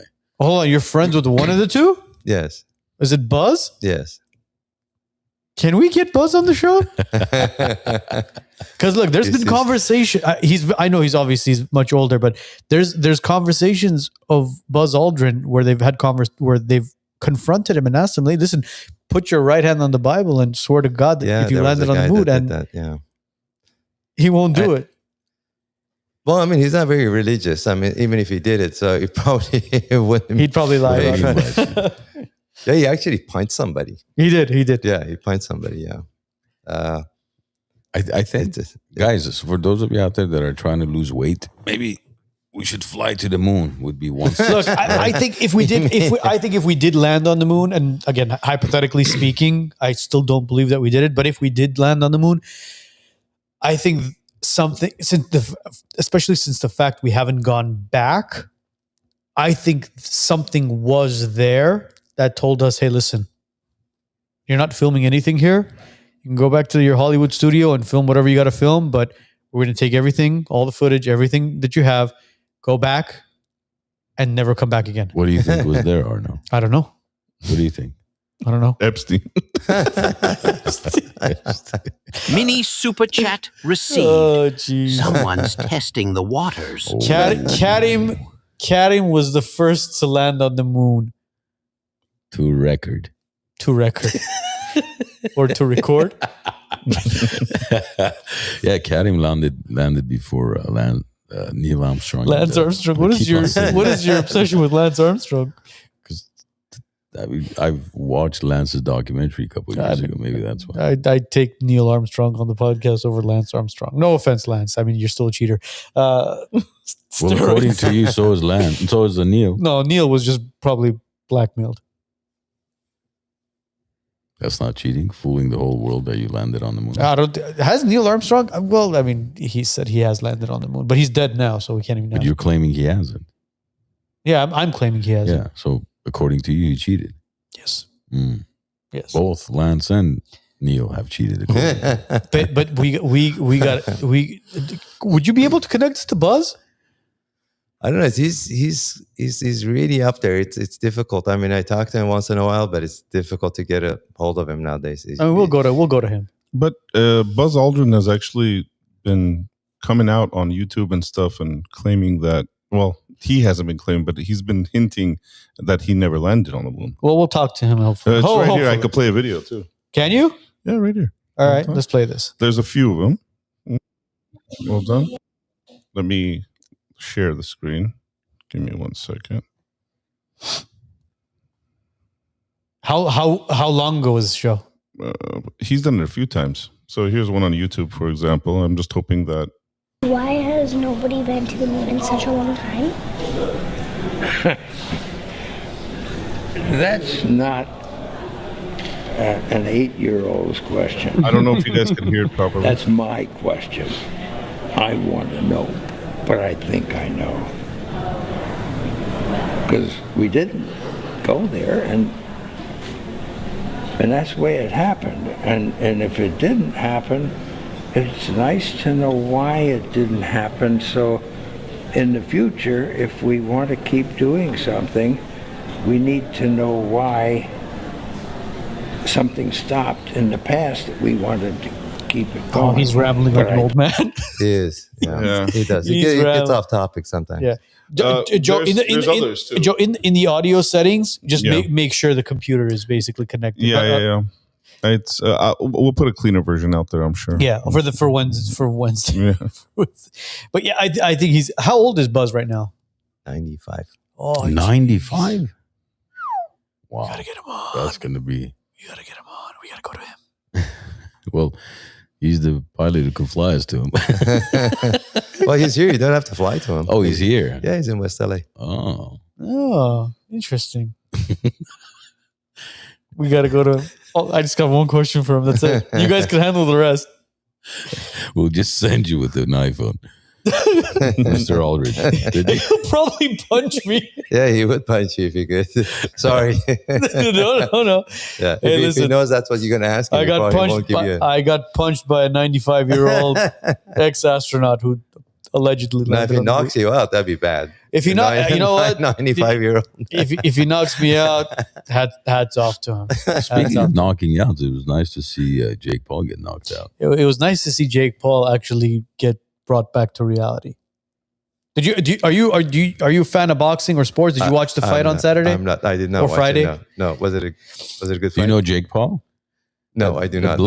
Well, there's these two brothers who have become these YouTube sensations, Logan Oh, Paul really? and Jake Paul. Logan Paul is now in the WWE, Oh, really? and Jake Paul has fought a lot of older, retired former boxers like Mike Tyson and Oh, yeah. Well, he yeah, fought yeah, Anderson yeah, yeah. Silva. He's fought yeah. Nate Diaz. He's fought a bunch of people. Yes. finally he on Friday fought somebody who's relevant as far as like being in shape and He fought somebody in their prime, basically. Yeah. He fought an actual professional boxer, and he went about 6 rounds into it until the Anthony Joshua, who he was fighting, a heavyweight boxer, decided to break his jaw in 2 places. Oh, really? Oh yeah. It was pretty bad. I mean, look, the entire fight was somewhat of a circus show because number one, Anthony Joshua had a massive amount of weight over Jake Paul. in height. I mean, the guy looked. Yeah, He I mean, was height. towering Yeah, over yeah, Jake Paul. height and weight. So, a lot of the shots that he was. Joe, do you have a picture of them face off? Yeah, I can find one. a lot of the shots that Anthony Joshua was giving to Jake Paul, it was to the point where Jake Paul was basically just kind of shooting for his legs and just collapsing because it was like, all right, I don't know what I'm getting myself into. It seemed like it was like a mercy kind of thing. Like, hey, listen, please just stop doing what you're doing. But it went into the 6th round where you're watching this fight take place and you can see the physical specimen of Anthony Joshua not being Right gassed. there on the bottom. Yeah. Like that face off. Yeah, that's insane. Which one? Oh, right here? Yeah, right there. One of those, yeah. Right Anthony Joshua not being right there. That one. That's a good one. Not being gassed at all, and Jake Paul is huffing and puffing. And by the end of the 6th round, I mean, he gave him a left hook, a body shot, and then a right hook right to the jaw, which completely cleaned out Jake Paul. See right and- there, Edwin. And he mean, collapsed. That still doesn't show quite their difference, but he was massive. And Jake is a big guy too, but this guy was just massive. Yeah, there's a lot of conversation taking place now that they were saying that it wasn't part of the script for the professional boxer to knock out the influencer. And I doubt that, because if that was the case, it would be in the contract where he doesn't get paid, or he gets paid, let's say, 10% of the purse instead of making $90 million. Well, the conversation was, it was a $92 million split, by the way. They both made $92 million. No kidding. Yeah, it's insane money. But I mean, 18 minutes. yeah, that's crazy money. But We'll get to the money in a little bit, but a lot of people were talking about a no knockout clause, and Anthony Joshua was saying, well, I didn't knock him out. I just basically stopped him from continuing the fight. Because if he knocked him out, he would have been completely out cold. But I mean, he just broke his jaw in 2 places. And there was video footage and photos of the inside of Jake Paul's mouth where you saw his mandible completely detached, the teeth. It was Really? crazy. I mean, it just shows you the power of a heavyweight. And that's Anthony Joshua. Could you imagine like prime Mike Tyson? Well, I mean, even the Mike Tyson, this just proves that Mike Tyson's was Mike Tyson was holding his punches back. Yeah, of course. That was I watched that fight. That was With Jake Paul? Yeah, that was pretty sorry. The one with Mike Tyson. Yeah. That was a boring. Oh my God, that was was not completely staged. But the one that was actually very bad was Andrew Tate's fight on Saturday. Andrew Tate's fight was bad as well. That was embarrassing, man. All these years of tough guy and kickboxer, this, that, like, come on, man. Look, here's the thing. I want to give him benefit of the doubt because he's a kickboxer. He's not a boxer. Have you seen the other guy's other fights?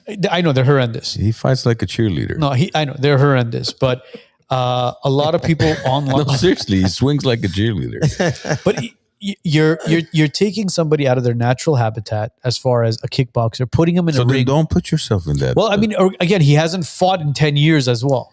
And you know what the funny thing is? I mean, 5 years of his life, he was practically like running from the feds and yes, but he was training every day. He trained more in prison than he did throughout his kickboxing career. yeah, I get what you mean, But but what I was truly shocked about is, at one point, you were the most controversial Googled man on earth. And literally anybody I asked would not know that he had a fight on Saturday. They're like, why did you taste fight? You guys didn't even know. no, I know. No, you didn't. What do you mean? No, I didn't. Remember, we were sitting here 2 weeks ago. I said, Andrew Tate's fighting in December. You're like, no way. Who is he fighting? Well, yeah, because it wasn't finalized yet. Chase hadn't Of course it signed was finalized. They finalized it Thursday? Well, no, not Thursday, but it was like You did not even know about it. Well, I And mean, you're on the internet 35 hours a day. So imagine, nobody knew about it. I think it was poor promotion. But okay, you're the most famous guy on earth. Was Still. You couldn't get 45 people to watch your I think fight? if Andrew Tate, when he just got out of jail, had done that fight, I think he would have gotten a lot more views than now. I mean, he's become somewhat, again, I don't want to say irrelevant, but it's white noise at this point. Yeah, It's I think it's the same thing over and over. Zule and Ali Soba would have had more views. Oh And that's not God! saying much. But the funniest part of Ben Azule and Ali Soba is They're guests that were two guests that were on our show 7-8 months ago. Look, man. Can I say? Should I say this? Can I say this? Yes, you may. As far as sign the contract. That's being pushed constantly. Yeah. I mean, can we just say that there is no contract? Well, I mean, with our involvement as of now, from our knowledge, there is no contract as of now. Yeah, but I mean, we've heard the 411 why there is no contract. Right. I mean, it's kind of. I'm confused what you guys are talking about. Oh, should we not hold back at all? I mean, you could do it. We could do whatever we want, right? It's our show, but It's our show. Maybe we should hold back on this. I don't think we should hold back then. at this point. Do whatever you feel is necessary, Arno. I'm clueless as you are. All right, so I have no idea what I mean, you're talking about. You guys have been coming out of the closet or what? No, that was last week. Oh, okay. Yeah, last week. But I mean, look, this whole Ben Azule and Ali Soba thing, as far as them talking about signing a contract and they're going to be fighting each other and it's going to be a boxing match. Neither one of these guys has ever fought professionally. We've spoken to multiple promoters and no athletic commission will sanction them. So, I mean, they're just trying to hype up this big fight against one another where, I mean, we've attempted to make it happen, all three of us, but it's kind of like every single promoter we talk to, they're just like, who are these guys? Like, All right. like what are we doing with this? Like none of them have ever fought professionally. No athletic commission is going to sanction them. Why are we wasting our time? So there's a lot of people that like to, as Armand was mentioning, with Andrew Tate, where they become very big at one point, and when you're big, that's when you take advantage of it. But then when the plane begins to run out of fuel and it's gliding down, no one's really going to care. Remember? You just want to land safely. Remember, I told you guys a couple months ago when I talked to one of the promoters, and he was like, so many celebrities have tried and they've all failed. The only one that has been able to do it successfully was Jake Paul. Yep. Nobody and else. that's Nobody why else has been everybody able to do wants to fight Jake Paul, because that's where the cash cow is. Just like Conor McGregor. I would fight him for 90 million. Shit, I'd fight him for 5 million, for 2 million. You know how much money $92 million is? Do you know what you could do with $92 million? Glendale, you can build 2 ADUs. We can go to space for 92 million, can't we? We could. I'm sure you could pay 250 grand to go to space. No, with the blue, what's it called? Jeff Bezos. The Blue Origin? No, it's Blue Origin is more. It's a couple $1 million. Oh, it's a couple million. like 3 million, 4 million. No, I think it's more like 2 million. 2 million? Look at that. And you got 90 million to spare. Oh, I think think Elon Musk was saying he wants to make it affordable around 200 grand or so. Affordable. Okay. Well, I mean, Well, he wants to colonize Mars, right? So he can't have people pay. I know this other person, and he paid 20 million to go to space, but he went to international. He went to the ISS. Yes, I remember it was 20 million before. Damn. Yeah. Yeah, it went up. And you got 72 million left. Wasn't that guy from NSYNC or the Backstreet Boys or whatever that paid to go to space or wanted to No, go to they had a space? performance at the Sphere in Vegas. That's the one you're referring to. And the tickets are $1,400. And they started at like 200. That was the easiest flip you could have done in the world, bro. Nobody was expecting that concert to blow up that big. It's insane. I swear, man. I swear. Let's jump into some business and entrepreneurship, huh? Sure. I think that's your forte. Well, yeah, a little bit. Little bit. You're too modest. Then No, you I'm gotta not. go. No, I'm not. I mean, you don't just become a pilot just because you know. You have to have something on the side that you've done successfully over the years. Well, semi-successful. Yeah. Yes. Tell us. Don't be shy. Tell Well, us. it's really very, very kind of mundane and boring. But yeah, so the way that I make a living is actually in transportation. So I started a company close to 40 years ago. I can't believe it's been that long. Yeah. So you were probably one of, if not the first Armenian in the transportation freight logistics business, right? Yeah. If you started in the 80s. Yeah. Early 80s, yeah. Actually, I beg your pardon. It was later in the 80s. Were you doing local or nationwide transportation? We started doing nationwide. We used to go coast to coast. But then we retracted. So we got small. I mean, our geographic footprint, we made it smaller. So we basically Scaled down. scaled it down from nationwide down to. What was the reasoning behind that, though? It was just it's difficult for drivers to be gone that long. That was really challenging. So it wasn't a liability kind of thing. No, it's not a liability. It's just difficult because, and I felt bad for the drivers being gone that long, you know, and their families suffer. See, it's fascinating you say that, because nowadays there are drivers who are willing to take longer routes. In fact, my uncle, who's in the industry as well, he's always willing to take coast to coast drives. Oh, really? In fact, he's actually willing to stay on the other side of the United States and wait in order to pick up another freight and bring it back. Sure. How's his relationship with his family? Oh, he has zero relationship with his family. He's divorced and his children are married off. There you go. So I mean, he has a relationship with his family. He has a great relationship with his kids. They're married. They have their own life. He just doesn't have a wife. There you go. But how? Look, a lot of people you watch, there's these funny clips on Instagram. He's like, you wake up at 4 a.m. and you open an LLC, and you go to the bank, you get a $50 million loan, and then you open another. And you 10x that. You 10x that, and then and then you buy a $300 million apartment building, and you 10x that. Yeah. So they've turned entrepreneurship into kind of a joke in a sense. You've been in it. You've been a business owner, entrepreneur for almost 40 years, if not longer. I don't know what you did prior to that, but I guess I want you to maybe dive in a little bit into the fact that how most people's perception of owning a business is, okay, we'll go rent this place and $50,000 we buy some inventory, a couple of trucks. We're in business. That's it. Have nothing. That's the extent of their understanding of how that business is going to operate. Yeah.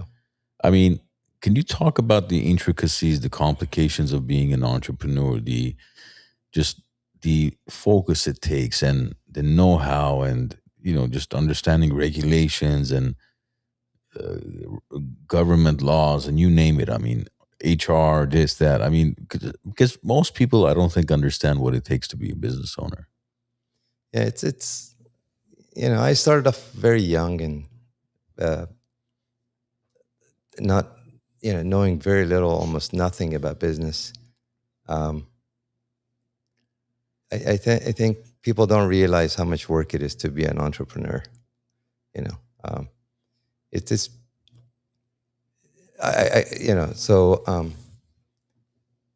It's actually not difficult to do business so long as you're willing to spend about 100 hours a week working. So, so it's not 40 hours a week. God. So, yeah. So, one quality I'm definitely not the sharpest knife in the drawer or anything. Just the tenacity. You just got to have tenacity. You just got to stick with it. Just go through the grind.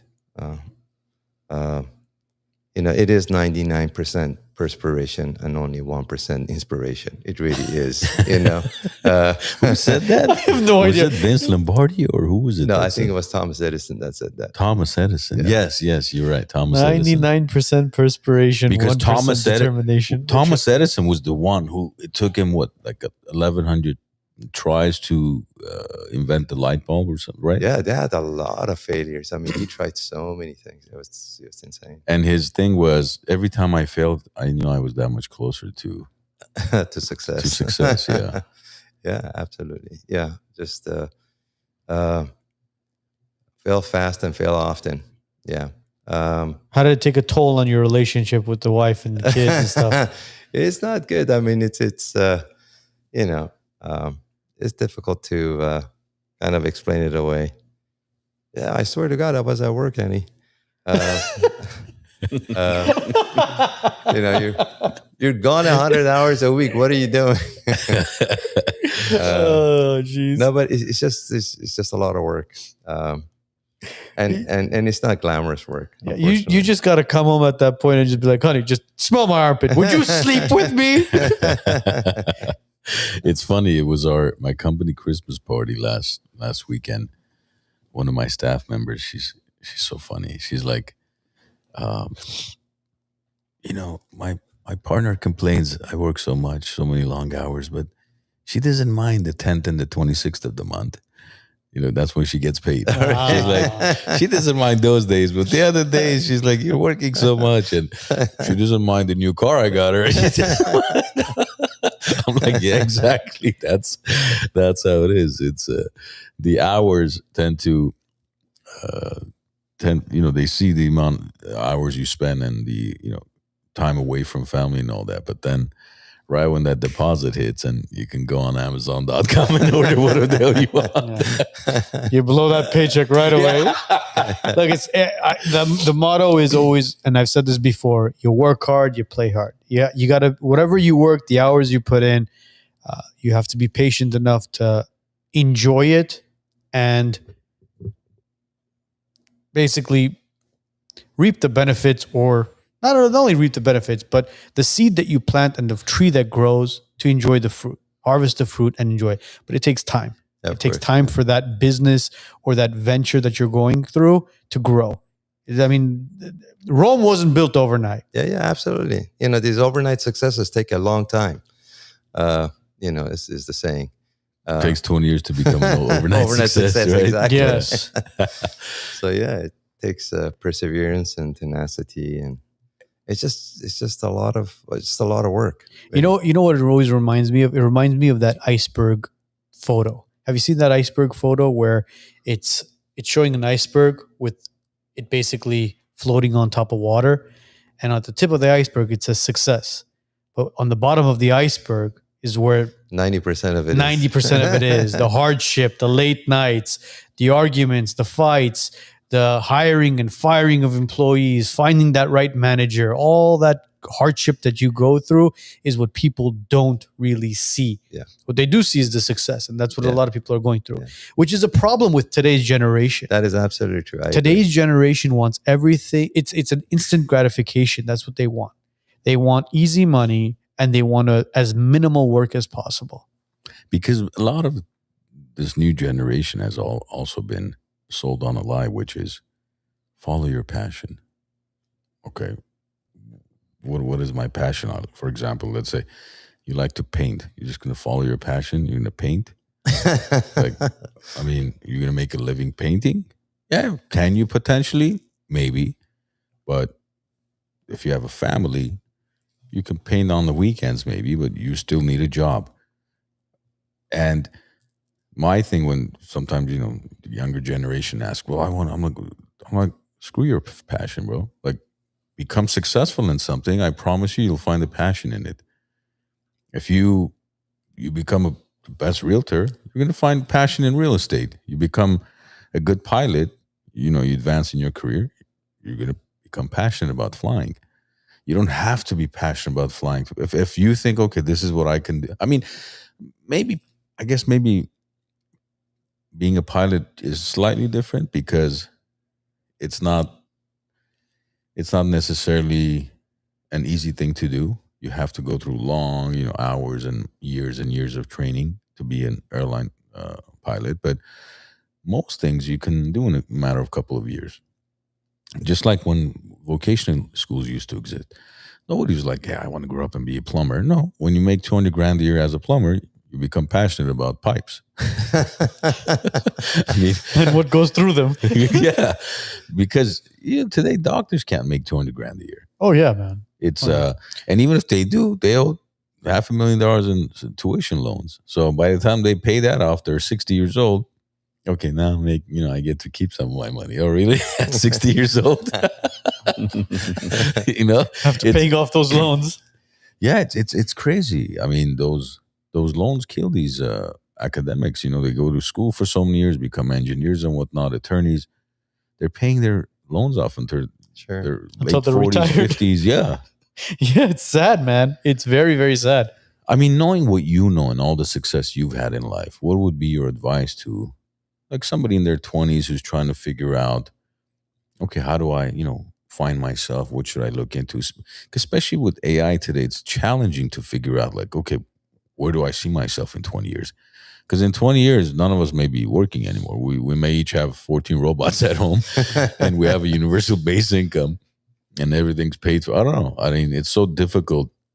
Like if my kids are very young. If they ask me, what do you think I should become, Dad? I have no idea what they should study in school. Become a plumber.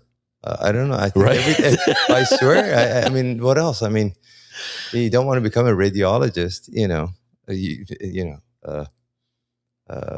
what you may call it, AI is already doing a much better job. They're going to be having AI read those results.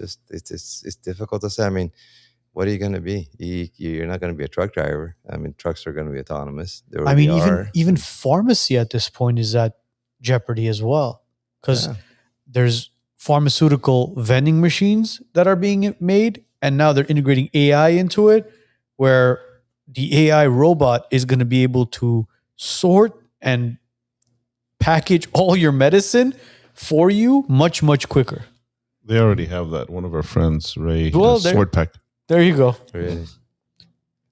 All those kids that want to be pharmacists, there goes their dreams. Go get your plumbing license. But looking back, anything different you would have done?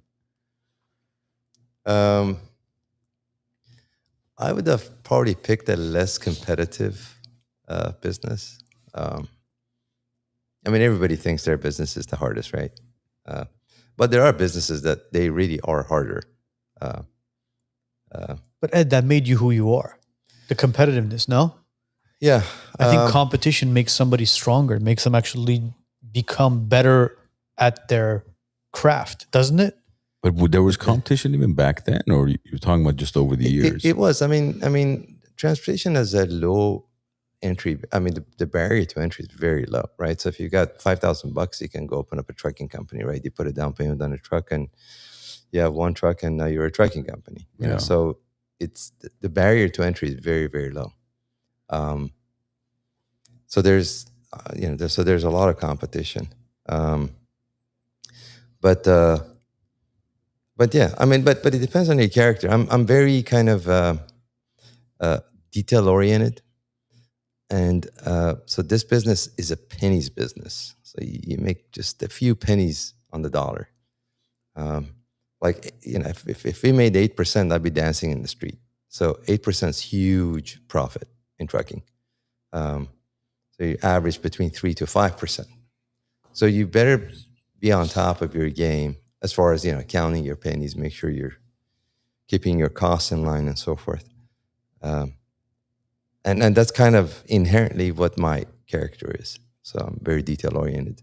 So it was, you know, that was partially why I managed to stay in business. Do you happen to have like an engineering background, education? I mean, I've studied, I mean, all my background is, to be honest, as far as education, is in aerospace. All of it. That's where the details come in. Yeah. Very analytical individual, I can tell. Yes, I count pennies. So, yeah, that's must be a lot of pennies. It's like that car wash tip jar. It's like the car wash is $19.99. They give you the penny and they purposely put that little tip jar right in the front. So you take the penny, you look at it, you go, all right, you know what? But hey, listen, man, those pennies add up eventually. Yeah, they do. They do. Yeah. Unless it's in a fountain in West Hollywood. Yeah. But anyways, That's a good one. I gotta like that. But is there anything else that we want to cover with Ed before we call it a night? There's one thing. What is it? I found what they call it. It's solar radiation management. Back at that whole chemtrail thing. Okay. So apparently, solar radiation management. Yeah, there's a ticker down here. It pretty much explains everything. I guess they're putting in sulfur dioxide, calcium carbonate. So what you're seeing in the air right now is not water vapor. No. It's everything but water vapor. Exactly. So there's major concerns and whatnot here. It mentions on the bottom like sulfur dioxide, calcium carbonate. I can't read that fast, Joe. Yeah, I know. I'm just. You are a little far from the screen. But yeah. THOUGH.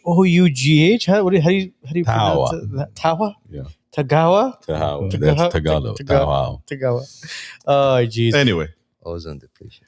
Well, it's Christmas week. Yes, it is. Well, we want to obviously thank Ed for taking time out of his Monday to be with us. Thank you very much for having me. Truly do appreciate it. Well, maybe one day we can hop on one of those planes with you and you could take us to 50,000 see for yourself feet and show us that curvature. Because every time I've texted him over the last couple of months, you're like, oh, I'm flying. I'll call you when I land. My signal's bad. I'll call you back. So he's up there quite often. But no, on a serious note, we would love to. We would love to take a trip with you. He's not going to say no on live. Podcast. Well, that's why you do it on the live podcast. He loves to put our guests on the spot. That's why. I'm surprised he's not putting you on the spot to buy real estate. As long as you pay for the fuel, right? Hey, listen, you don't scare me with the bad time or a good time. But no, on a serious note, we really appreciate that. Thank you so much. Thank you. Christmas is right around the corner. We want to wish every single one of our WiseNuts friends and family, everybody who's been tuning in. Happy Christmas. Happy Christmas. That's how they say it in England. Happy Christmas. Happy Christmas. Merry Christmas. Yeah, I don't know why they say Happy Christmas in UK. Well, they also call a vacation what do they call it? Holiday. Holiday. Yes, they call it a holiday. I actually don't mind a holiday. Yeah, Dean and Beck and everybody back or Robbie, they go, wait, we're going on holiday. Holiday. Going on holiday. But Merry Christmas, everybody. Yes. Enjoy your time with friends and family, all your loved ones. Don't drink and drive. Yes. Take an Uber, even though Uber's screwing up a lot of insurance cases and stuff. Yeah, Take sexual an Uber. harassment's every 8 minutes, but that's fine. Every 8 seconds. 8 minutes. I know. For 8 seconds, every 8 minutes. But no. May this like what the hell did I walk into? This is what it is. This is what it is. Every Monday, this is what it is. This is. And like, we kept it very professional. Oh yeah. I mean, that last joke might get all of us in Even shit. though Alan texted me, he's like, no, stop. I'm like, Alan John, come on, mascara ain't gonna. He's probably texting again. Get the fuck out. No, guys, enjoy this holiday season with your friends and family, all your loved ones. Merry Christmas on behalf of all the Wise Nuts. We'll see you guys next week because today's episode will be up and running on Spotify, Apple Podcasts, all major platforms mañana. Our video episode of this will be airing on Wednesday on all other platforms as well. Other than that, have a great week, have a great weekend, and Merry Christmas. Merry Christmas.